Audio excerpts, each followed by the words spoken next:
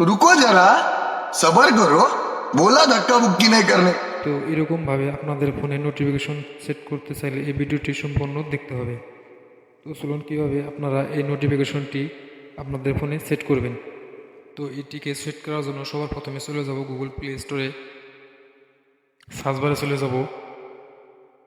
Search বারে আসার পরে এই লেখাটা লিখে আমরা সার্চ করে দিব। একবারে নিচে দেখেন অ্যাপটি এসেছে, এই অ্যাপটিকে আমরা ইনস্টল করে নেব। ইনস্টল হওয়ার পর এখান থেকে আমরা ওপেনে ক্লিক করব।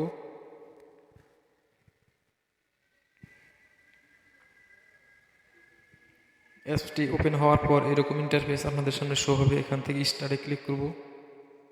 স্টার্টে ক্লিক করার পর এরকম ইন্টারফেস আপনাদের সামনে শো হবে। এখান থেকে এই দুইটি অপশন আমরা অন করে দিব। এখান থেকে এগ্রিতে ক্লিক করব। তারপর এই অপশনটিতে ক্লিক করব। এই উপরের এই অপশনটি আমরা চালু করে দিব। ওকেতে ক্লিক করব। এখান থেকে ব্যাকে চলে যাব। নিচের এই অপশনটিতে আমরা ক্লিক করব। এগ্রিতে ক্লিক করব।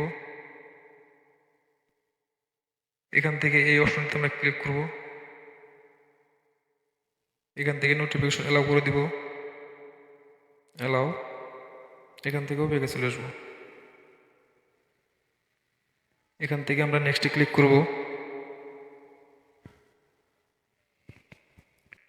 তো বন্ধুরা, অ্যাপটির সম্পূর্ণ কাজ ক্লিয়ার করার পর এখান থেকে দেখেন আপনাদের ইচ্ছা মতো কাস্টমাইজ করে নিতে পারবেন।